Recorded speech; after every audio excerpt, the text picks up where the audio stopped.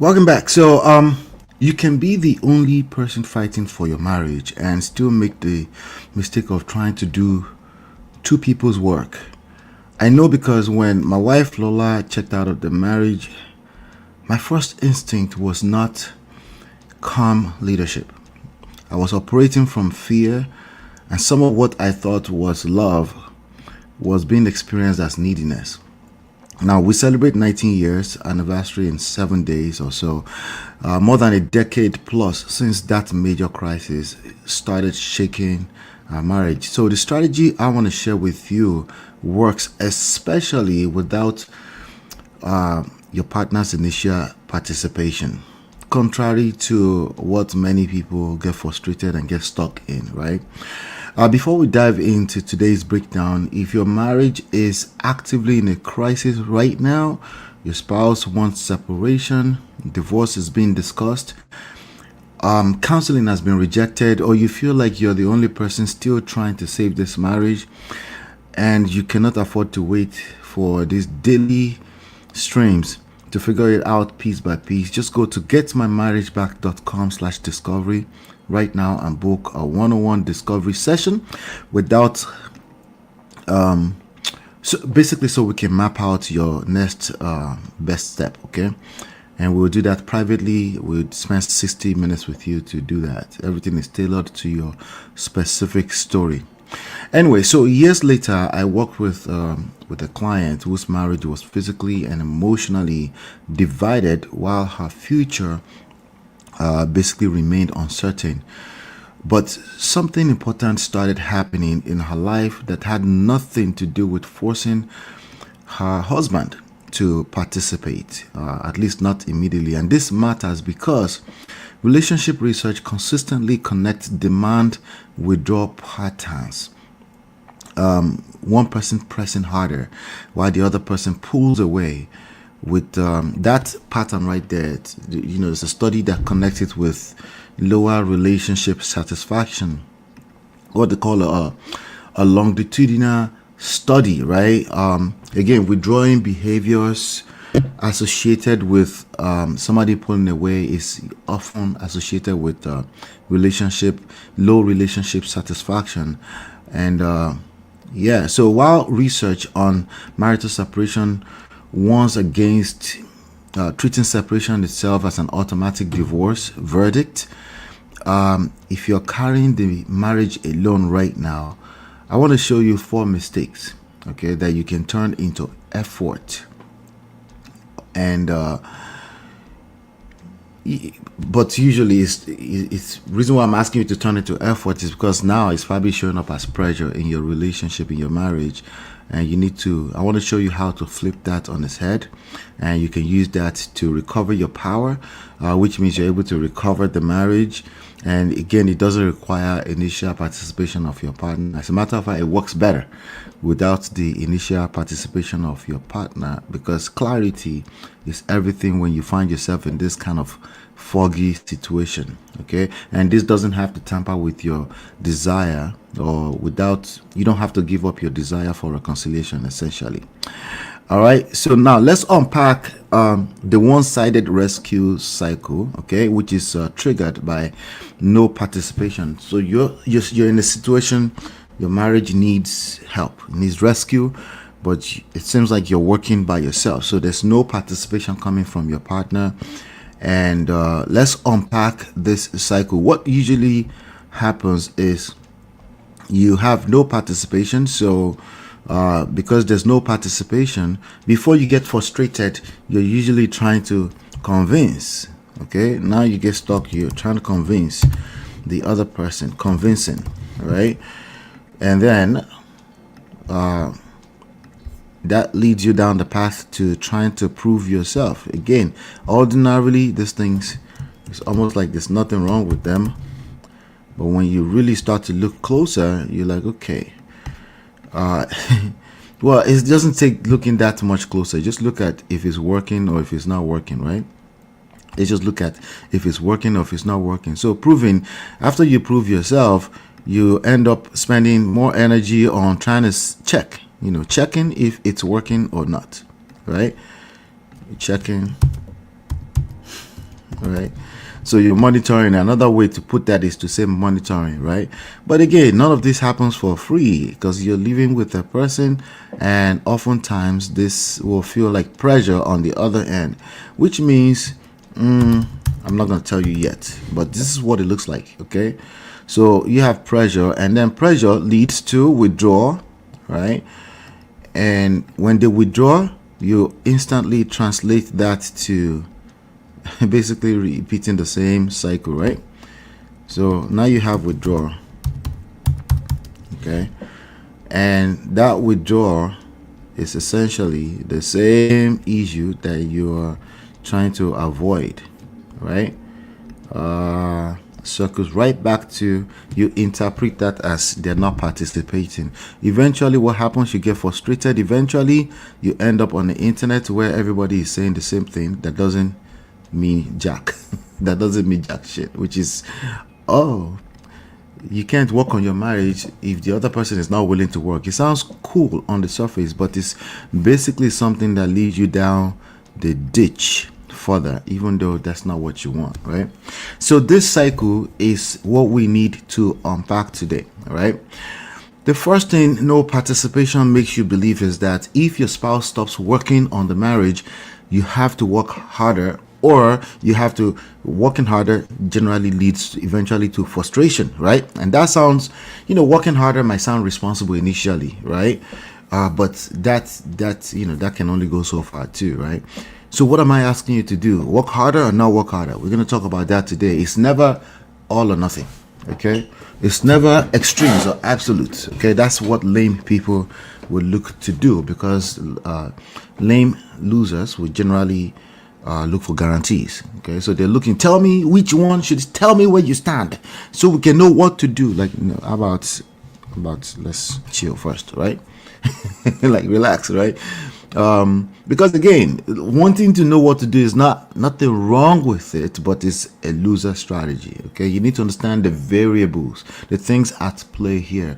The number one being yourself, like how you handle this kind of situation, how you react to this kind of situation. So you have a partner who is not participating at the speed you would like on fixing your marriage, right? So you want to do the noble thing, you want to do the right thing, you want to be loving, you want to work harder, but the question that we need to ask is that what is the major motivator in how you're moving your strategies right now? Is it fear, right? Is it motivated by fear, or is it motivated by empowerment? So we're going to talk about that. So from no participation, from zero to no participation from your partner, to you want to convince. Mistake number one, trying to talk someone into wanting the marriage. You see, in this internet, let me put that here first. Trying to convince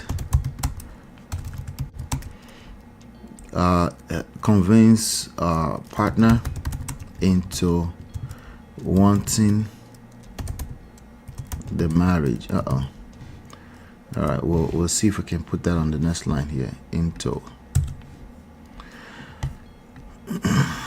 wanting the marriage. There you go. You see, one of the things I hear people sometimes when the people aspiring for marriage, when they get into internet space, they want to ask people like us, so tell us, why would you want marriage? What do we benefit from? Like, if you have to tell you that, you absolutely stay away from marriage. Well, that's by the way. The same thing is actually applicable when you're with a partner. Naturally, you want to convince them, especially if they're already married to you, right? So the last thing you want is for them to be wanting to leave the marriage. As a matter of fact, that creates fear for you. The fear of broken home, a broken marriage, a broken life, right? It makes you feel like a failure, right? I was just listening to somebody talking about trying to justify celebrating divorce. Like, listen, that's obviously fake, because nobody goes into a marriage to want to celebrate divorce, right? Now, people might use it to soothe their short-term feelings. Maybe they're trying to make themselves feel better. I can't judge that. It is what it is, right? But the point I'm making here is that if you're in a situation with a person who is actively trying to get out of the marriage, seemingly, or they're not sure of their future with you, they don't feel secure, the worst mistake you can start to make right now is trying to convince them. Okay? If they say, I need space, they say, I don't know anymore, I don't want counseling, or they're reluctant to it, right? I think I want a divorce. I think we should go our separate ways, right? So what happens, your instinct might go in the direction of reaching out for another conversation about the marriage. Let's talk it out. Let's see what we can do. You explain the children, you explain the history, the good times, right? You get into this convincing. Again, you're trying to convince. Ordinarily, nothing is wrong with trying to convince them. Okay, we're kind of like in the proving, not yet, we're not proving yet, right? But basically you're trying to convince them to just stay, please stay, please stay. Ordinarily, there's nothing wrong with that, right?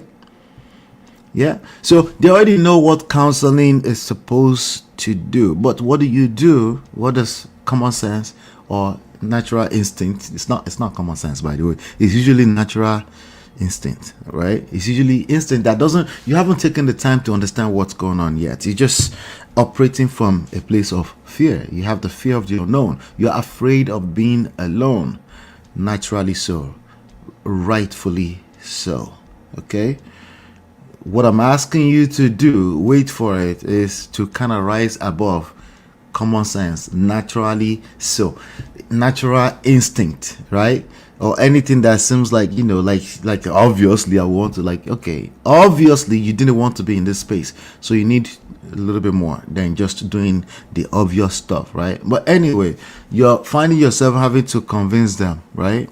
The reality is that another marriage conversation becomes pressure.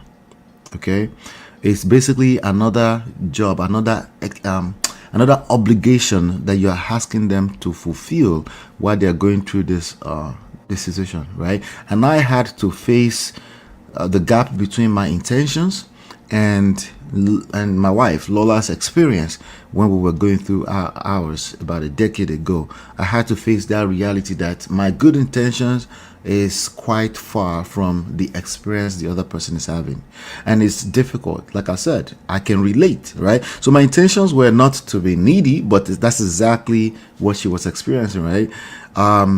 In fact, in the book, we recorded in the book that according to her, she was receiving some of my behavior as needy. Now, for me, actually, to her, one of the things that she resented the most is that everybody else outside of the marriage did not see me that way. She was the only one who seemed to experience me that way. Guess what mattered? It was only her that mattered if it came down to saving the marriage. One of the things she resented was the fact that she felt alone, right? Because everybody else thought this guy who got it all figured out, right? And I can't tell you how many clients we've had since then where one of the things they resent the most is the fact that nobody else can see, but we can see it immediately because we understand that the experience that people are having is there's usually a gap between the intentions and the experience, and closing that gap is what separates the winners from the losers. Okay, so you go from convincing to proving. Let me share mistake number 2 with you, right? Turning your changes into evidence. Now you're making some changes, right? Remember, I'm not talking to Koromoto people here, right? I'm talking to people that actually want to get the results, right? Turning your changes into evidence.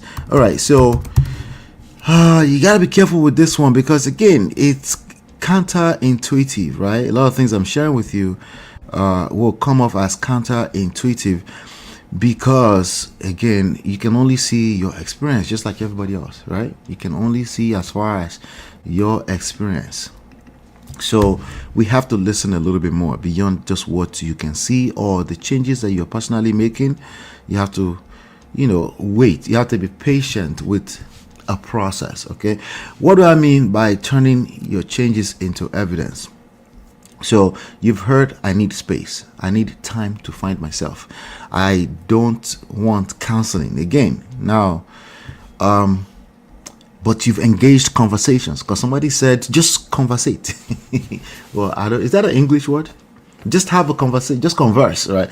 Just have a conversation, right? Why are people not talking about, like everybody runs their mouth essentially in that manner, in terms of talking as being communication, and they don't say it. In fact, if you ask them, they will say, no, of course, there are other form of communication. But hey, everything you said, the context is around it surrounds the only form of communication is talking. Well, newsflash. Okay, just a reminder, because I know you know, and all of us were smart, intelligent people, right? Just a reminder, okay? Talking is just one form of communication, and honestly, it falls short of communication the moment the other person is not hearing what you're saying. In other words, your message is not passing along, it's not successfully landing, where that's just now being a talkative. And it's actually worse that you can't detect that. Guess who have been through that? All of us. Well, me. Okay, let me speak for myself. I've been through that, just talking, right? So what happens now? Talking has not worked, right? So you start showing, you want to convince, you want to prove, look how calm I am, right? So not only are you trying to show them that you've changed, right? There's a lot of energy that you're spending on that activity right there. In fact, what you have is a bunch of activities, right? But the change is not landing, right? You become extra available, you become extra agreeable, you become extra helpful, right? This is where some people say, oh, just help in the kitchen. Like, okay, help in the kitchen will help a long way if you're just doing it from a place of empowerment, intentions, like you're intentional. That's different from doing it from a place of fear. If you're doing it from a place of fear, you're probably going to come off as weird because they already know that it's not real, like it's not really who you are. And that's not what they were asking for, because if they had a problem with helping in the kitchen in the first place, they wouldn't have married you. But what are you going to do? Because the person that's supposed to help you also, they're dealing with the same communication issues. Okay, there's no active listening involved. Anyway, there's nothing wrong with growth, there's nothing wrong with all the surface level generic advice, but a lot of those things work best when you're already in a space that there's no crisis, there's no active crisis going on. When there's active crisis going on, the strategy is different. The strategy is tricky because when you become extra agreeable, extra available, it actually oftentimes contradicts what your partner is asking for. They're not asking for the less confidence version of you. They're not asking for the weirdo type version of you, like the one that's not sure of itself. They're looking for newness. They're looking for novelty. They're looking for excitement. They're looking for they already know you're up straight standing walking person, right? Like a person of character. They already know that part. What they're struggling with is probably your bad habits. Your bad habits sometimes, it's not always a moral based anything. It could just be you forgot, okay, but you tend to forget a lot. It could just be lack of patience, or it could be temperament issues, right? You will find oftentimes temperament issues is so far from you knowing the right thing to do. It's people that get angry, they get angry for the littlest things. Is that a word? Okay, right. So anyway, your improvement are not supposed to become a sales presentation. That's what I'm saying here, right? You don't want to get into a place where you're spending most of your energy trying to prove to your partner that you've changed. Okay, that's a mistake you're gonna make, because what happens is that it ends up turning into frustration, which is why you end up with, okay, how come I'm doing all the work and the other person is not doing all the work? Oh, it's funny, they kind of think the same way too. They felt the same way, right? So it's now like, oh, the audacity. How about how long I've been changing? Like my wife, years before I asked her to go to counseling, she asked me to go to counseling. Guess what the answer was? Yeah. Like, no. Like, what do you mean? We can talk. Why don't we talk, right? Because again, I didn't have all the information. I didn't have all the information of, for example, some people, they have different personality, they have different attachment style, they have different apology style, they have different love languages. All that was like, why are we stressing ourselves over this? Because in my head at the time, Like, this is common sense. Why can't we just talk it out, right? Essentially, what I'm describing is pride. Because ordinarily, there's nothing wrong with, hey, let's just use common sense, right? But it's pride because I couldn't hear the other side, right? And I wasn't giving the other side a chance that I could be wrong. I could be short-sighted, right? So you cannot make personal development about getting one particular reaction from your spouse. Usually you're fixated on one thing you want them to do, and your changes are basically driven by that. And again, you're going to need to be humbled. Sometimes you have to hit the rock bottom before you see what I am talking about. All right. So you go from proving to checking, you start monitoring, you start to see if they're actually doing something. So right about now, I think I should share mistake number 3 with you, right? Looking for proof that reconciliation is working. Again, so why are we doing all the work if we're not going to get looking for reconciliation proof? Let's shorten that. While we're doing all the work, if we're not going to look for proof, again, counterintuitive. I'll explain a little bit further, but let me first of all tell you what this looks like in real time, right? So you get a warm text message from them, right? It gives you a little bit of hope, right? Because you know your marriage has been in a funky place. I mean, they're literally discussing divorce, right? You get a cold response, right? It ruins your day. It destroys your day, and you engage all your energy in that, right? It consumes, it depletes you, right? So a family dinner feels like progress, right? Everybody's laughing, kicking, right? And then a difficult conversation feels like divorce is tomorrow. So what happens? You start to panic, okay? It's like, you're feeding this crazy cycle, right? So you're checking every move. You're getting obsessed with every move, right? Naturally so, because again, who wants their marriage to scatter over minutia stuff, right? Nobody wants that, right? But the reality is that getting stuck in this cycle of proving, checking because you have fear, it's not personal power. You're being driven, you're being controlled by fear, okay? And emotional stability is difficult here. You've basically outsourced that to fear, right? Or fate, or you feel powerless. Okay, so separation is uncertain by nature, right? If you're in a separation, either in the house or outside the house, that's uncertainty by nature. So naturally, I expect that you're looking for certainty, you're looking for security, you're looking for security in the future of this marriage, and you're desperate for it. I get that, right? But there are tons of research that talks about the ambiguity when you're dealing with marital separation, right? That specifically talk about how separation is not the same thing as divorce, even though your mind interprets it as such, right?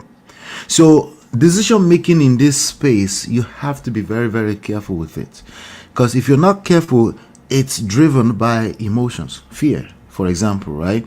Fear is present regardless of how you shape it. That's the point I'm making here, right? It's always going to be there, right? So you go from checking, right? But what's happening on the other side is really what we want to pay attention to. Remember what I told you about my own story, my intention and her experience. There was a gap, right? And that gap, what most people do is that they use it to shame each other. It's a matter of you're a bad person, you're a good person, you want to scatter this marriage, or you're just looking to be in the streets, or you just want to go out and mess around like your friends. It's your friend's fault. That's your mother. If we don't nip it in the butt, right? That's what. So most people end up in this argument, right? That basically just lead them even down the drain further. Okay, so now mistake number 4 is uncertainty. Is first of all, it's going to be there when you're in separation. It's natural, but what happens is that most people, they make the uncertainty unbearable, right? By doing what? They start to check. They eventually need an answer. Where do we start? So let me put that here. Making uncertainty unbearable. Making uncertainty unbearable. Okay, let me say more unbearable, because again, it's already unbearable, right? But you're making it worse. How? Because you're adding pressure. This right here, once you get to this stage, pressure, okay, once you get into pressure, there's no stopping this cycle. This cycle will feed itself over and over and over and over again. It gets really, really worse. Okay, this pressure right here, once the other person start to pull away, right, you're adding pressure. Well, your intentions was not to add pressure. You're just trying to save your marriage. You're trying to do the right thing, but nonetheless, what you're creating is pressure, right? Are we getting back together? How long do you need, right? Have you changed your mind? You're asking all these questions, right? Can we talk to someone? Let's talk to the pastor, right? Let's see what the pastor has to say. Now, it's tricky because sometimes that may be necessary, right? Oftentimes, it's actually going to make matters worse, especially if it's family meetings. Family meetings will destroy everything in its path. You know what makes it worse? Because everybody's intention is good. The family are trying to help. They hate to see another marriage fall apart, right? And you, that you're actively trying to save the marriage, the one that feels like you want to save the marriage, but there's no participation on the other side. It's a lot to carry, and secretly you're building resentment, because how dare your partner doesn't want to fix the marriage? How dare they come into your world and not want to fix the marriage, right? So again, like I said earlier on, I mentioned the research. There's a research out there that talks about demand withdrawn as a thing, right? Those joints, right? You're demanding, but the other person's withdraw. That dynamic is a pattern where one person, right, pressures. They're adding pressure. They're pushing, right? You're pushing. Anything you push, anything or anyone you push, they're going to feel only one thing. They're going to want to withdraw. They're going to want to avoid that, because at the very minimum, even if they really want to fix the marriage, they want to feel like it's their decision. They want to feel like they are part of it. So it's often, the study actually showed that withdrawal demand thing is associated with lower relationship satisfaction, because relationship satisfaction is associated with autonomy, agency. You want to be kind of like in the beginning, where you chose to be with this person, you chose to engage this person, or you chose to accept them as your lifetime partner. Once you remove that, it's almost there's nothing left. So you go from pressure to withdraw, and then you interpret that as no participation all over again. The cycle continues. Okay, so now your spouse pulls back. They pull back harder. Conversations get shorter. Counseling sounds even less attractive to them, because it looks like you're going to go there and manipulate them into. They already feel manipulated to stay in this marriage, even though it's their fault to come to this marriage. But that's a different conversation. Let's talk about you. I want to help you get what you want, okay? And that's what we're going to be talking about next, right? But in this stage right now, this cycle started again, and it's feeding itself all over and over again, right? In my own story, Lola checked out first, but the turning point was realizing that I still controlled how I responded, regardless of what the other human being is doing. Okay, that's where your power is, right? The book describes that period not as manipulative, no contact trick, right? It's like it has to come from inside. It has to be a realization that you're probably having for the first time, that regardless of what the other person chooses to do, right, you are still in control. All right. And as my time redirected into personal purpose, into my life mission, into my self-development, which is a process, things took a different shape. And honestly, I saw the change was instant that I felt personally. But in terms of how it translates to everything around me, it was a process, right? It was a process. And remember, people don't change until they hit rock bottom. Maybe I had to. Okay, maybe she had to too. But whatever. In that experience, I had to take control of my own life. Look, what I'm teaching you is a universal roadmap at the end of the day. But every marriage has its own unique hidden landmines. Your spouse refusing counseling, asking for separation in these times may not actually be the core issue, right? The issue may be years of pressure, maybe lost attraction, maybe unresolved resentments, betrayal, conflict, constant conflict, emotional disconnection, some kind of pattern that neither of you has correctly identified yet, obviously. So if you want me to look directly at your specific relationship blocks, just go to getmymarriageback.com/discovery. You can see it scrolling on the screen. It's also pinned into the description, and secure one of the discovery slots this week. Some of you are probably realizing being the only one trying is actually not the issue, because you're probably not the only one trying. It feels that way, and I'm not dismissing how you feel, but I'm also trying to get your focus to what you want. Like, what do you want, right? The issue is identifying which pattern is destroying your chances at getting what you want inside of that marriage. That's the main issue, because if you're not, it's a mindset shift, right? And we have to be careful how you interpret life events. So, and that's exactly what we do in the discovery session. Just go to getmymarriageback.com/discovery. If you cannot force, right? Let's get into this next part of the conversation. Let's clean the board real quick, right? If you can't force your spouse to work on the marriage, and chasing harder, proving, checking, becoming obsessed, right? If all of that increases your powerlessness feelings, right? This feeling that there's no participation, right? If that continue to increase, what does saving your marriage alone actually require on you or from you? What does that require, right? So saving your marriage alone does not mean controlling the outcome alone. It means taking full ownership of the part that actually belongs to you. All right, and the trigger is still no participation. Let me show you a different path, okay, a better path that you can take immediately to change your experience. Okay, the impact of this is immediately you start seeing results. No participation. Okay, so life is exactly what it is. It still starts with no participation. All right. You ended up on this video because it's still triggered by zero to no participation on the part of your partner in trying to save your marriage, in trying to rescue your marriage. So you resent that, but you still want your marriage, right? All right, good. So it starts the same way, and they refuse counseling, they request separation, they want some time alone, they need some time, right? They say they're unsure about the future of your marriage, right? Sometimes they say it without actually saying a sentence. It's the distance, the disconnect that you feel, right? So grounding, I want to talk about the first core pillar. Grounding means returning from panic, okay, to a higher self. Okay, let me show you this path. Okay, we're gonna go from grounding. Okay, we're gonna go from no participation to grounding, as opposed to,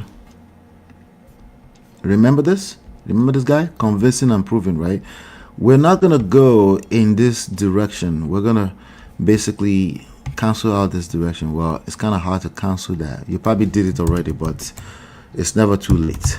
Remember this path? This path, proving. Yeah, we're not gonna go that direction. Okay, we're going to basically cancel this guy's out. Okay, we're gonna go in the direction of grounding.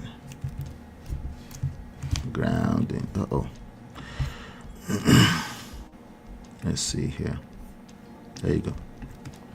Grounding. All right, from grounding we're going to go into okay, it's nice, black, purpose.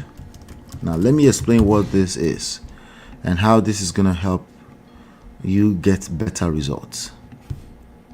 Okay, grounding means you're going back to your higher self. You navigate away from panic. This is the panic route. Remember, this is the panic route. All of this convincing, all this stuff is coming from fear and panicking. All right, because if you know that nothing's going to happen to your ability to control your outcome, No, let me take it. Yeah, control, but kind of like influence. Okay, if you know that nothing's gonna happen to it, then you're gonna move a little bit differently, right? Okay, so how we're gonna move? We're gonna go in this direction. We're gonna stay on grounding, which means you don't operate from a place of panic. You go towards grounding, which means your higher self, a higher version of yourself. It's easier said than done. Going in the direction of convincing is easy because it's natural instinct, right? You don't have to think it. It's just common sense. Hey, just common sense. That's why you end up saying, why can't people just use common sense? Well, maybe usually because you haven't found yourself in this space before. Precisely what they're using is common sense. It just is backfiring. Okay. It's not working because it's another human being involved. Okay. So grounding means you return from panic, you go back to your higher self, you go back to gratitude, which is another G. So we have three core pillars, the GPS, right? GPS. The G stands for grounding, stands for gratitude, stands for God, right? The P stands for purpose. We're going to get there in a second. But grounding means you go back to your higher self. You go back to things you already have that you're not paying attention to right now. You're able to appreciate who you are, what you are, the status, the present status of your marriage, even that present status of separation. You can appreciate it as an opportunity to actually build a better foundation, right? You go back to your faith, you go back to emotional stability, right? So the next decision, now you can control it from a place of purpose, right? You don't need today's relationship status to regulate your entire identity. It's a mindset shift. If you don't do this first, everything you do, particularly if you label it common sense, will backfire. Okay, so we go to purpose, right? That fear, right? Instead of that fear controlling every hour of your day, how they react, everything like that, you're able to tap into your source. Okay, you're able to tap into your personal source, right? You put the energy, because again, you still experience the pain, right? Because somebody not participating in the marriage the way you like is painful. It's a painful reality, right? That pain, we're not going to see that pain as an opportunity. Remember, people don't do the right thing until they hit rock bottom. Okay, so whenever I say that, it almost sounds negative. Well, unfortunately, rock bottom for some people is they're no longer being. Okay, unfortunately, some people don't really change until it's too late, right? But obviously, you're gonna do some changes, right? Not on the other person, on what you can control, right?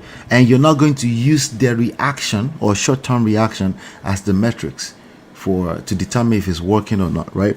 So you put your energy back into stuff that you can control, number one, but also your life mission, your purpose, your work, your children, right? That would be a good thing, right? Yes, that's a good thing, right? Your faith, right? Your health. What about your health, right? Because what happens in this space when your marriage is funky, you tend to lose yourself. The other person is complaining about losing themselves, but honestly, all parties involved, usually they've lost themselves. Okay, so now purpose leads to, if you navigate this path, now you're going to engage self-discovery. Self-discovery is not it's more so it's an outcome, but it's also something that you are intentional about, right? Self-discovery is only possible because of the pain.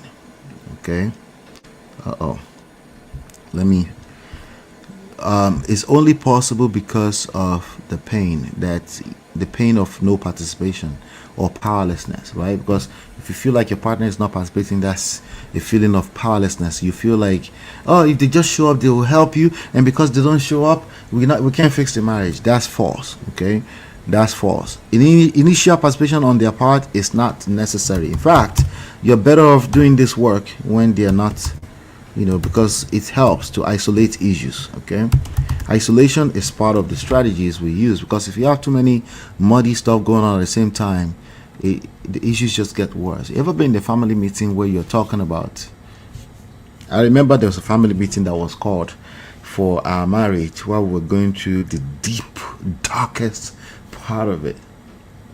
Now this is more than a decade ago now, and Listen, the first time that happened, it was, oh, this one says their own, that one says their own. Can I say my own too? Not only that, it doesn't stop there. The mother-in-laws want to say their own. By the time you collect all the talking points together, about 100 minutes later, 100 minutes means about 1 hour and change, right? And then you don't know what to do with it. Then everybody concludes that, okay, everybody just go home. And people will make this assumption that if everybody just talk it out, that's all it takes. Sometimes, like, no. What usually happens is that people push issues under the rug. There's never enough time to talk it all out. If you don't engage self-discovery, there's never enough time to talk all the resentment out. Because you know why people want to talk about everything? Because that's the source. It's still being tapped from external sources. That's a problem. So you need to find your way to self-discovery. It's a process, because you have all this resentment, all these things that the other person did. They did this, they did that, they did that, and you have this toxic need, this toxic yearn for accountability. Let's hold everybody accountable. Guess what happens? Time is not your mate. Okay, you're losing out on time. Your quality of your life. Time is not your mate. The quality of your life is going away right in front of your eyes.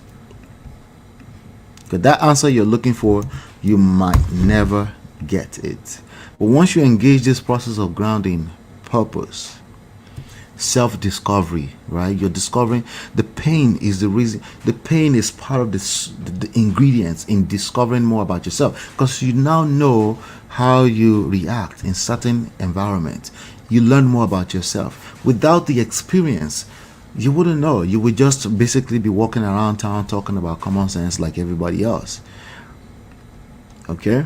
Or using that to accuse your counterpart, when it's actually not necessary. When the way you're being experienced is actually probably worse than you can picture in your head, if you just calm down and see. Anyway, self-discovery now leads into value. Okay, we're no longer talking about moral values. Okay, moral values is bare base minimum. You're supposed to have that.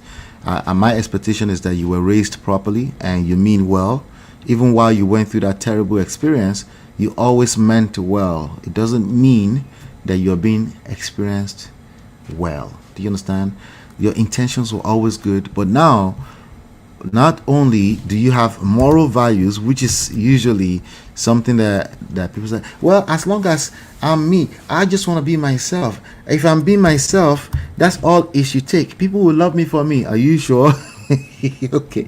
Anyway, the point here is that you now start exuding value, not just the value you can see. You have to see it first, but other people actually see it. Okay, it's called experiential value. They experience you as valuable. If they're experiencing you as valuable, guess what? They don't have a choice. Okay, they don't have a choice. What happens? Curiosity and attraction. Okay, they're the same thing essentially, right? If they don't wonder about you, they're not attracted to you. Your partner must wonder, right, what you're up to. They're thinking about you. They can't help but to think about you. They can't help but to think about what you're up to, even though you're not a perfect human being. Suddenly they start to see you in a different light. At least they're curious, right? So if they're curious, they're attracted to you. They want to know. They yearn to see. They wonder if something has changed.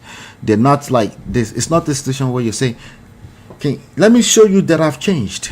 No, remember, all of this, everything follows value in life. Money follows value, attraction follows value, everything follows value.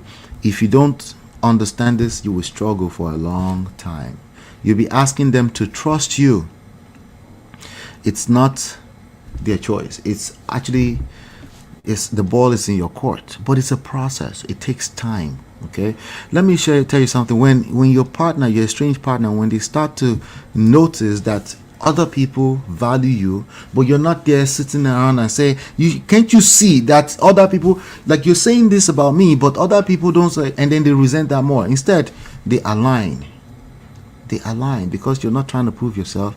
It's just the value that you're exuding, and it's even much more meaningful because you're not a perfect human being. Because they know what you did in the past. They know, right? But they've taken enough time to realize that, wow, Okay, maybe we can work something. They have the time alone to actually, see that maybe it's something we can work on, and then now you get to decide if you want to be with them or not. Because it's not always that you might want to be there. You might just figure out that I don't want to be with this person anymore either. Yeah, I've seen that before too. Okay, so now you will always find yourself in a place of conflict where it seems like the other person is not participating. You now know what to do with that. Instead of going in the direction of convincing them to participate, you focus on the process, right? Instead of going this direction of convincing, proving, the fear, panic driven, you now focus on the process. You go back to grounding. The more number of times you're able to navigate this cycle over and over again, you create trust. Okay, you, not them. They don't choose to trust you. They don't choose to trust you. You create the trust. Why? Because of consistency, changed behavior. The best form of apology is changed behavior, consistency and changed behavior. Let me put that over here so you can get it. Let's see. Trust is inevitable in this path. Okay, trust, all right, safety and security. All right, they don't choose this, you choose this, how you show up. Okay, how? Because you engage the process. All right, the symptoms can come back, they can be reminded, they might feel the need or the yearn to sometimes reference what you did in the past, but you're not worried about that. The more you're able to navigate from no participation to grounding to purpose to self-discovery through value to curiosity and attraction, the more you navigate that, they naturally just trust you, because there's nothing better in the streets. There's nothing. Okay, all right, so before we wrap up, let me leave you with this. Right, if during today's lesson you found yourself thinking that I'm actually describing your marriage, I'm probably describing you. I'm describing your marriage. Okay, sorry for the tongue twist. Every marriage is different. Every relationship has their own history, their own personalities and blind spots. And your spouse refusing counseling, asking for separation, and saying they want divorce can be the visible symptom. But the real destructive pattern underneath your marriage is something completely different. Okay, and that's why I offer a private 1 hour discovery session, and I'll spend 1 hour looking at your specific situation, identify what is actually happening, okay, in your relationship, and helping you gain clarity on the next best step. So if you're ready for that, simply go to getmymarriageback.com/discovery. That's getmymarriageback.com/discovery. The link is also in the description and it's pinned into the comment section. Now, saving your marriage does not mean carrying two adults. Okay, that's not what it means. Okay, it means taking responsibility for the choices, patterns, emotional reactions, and the value that belong to you. Okay, it means not losing your own power.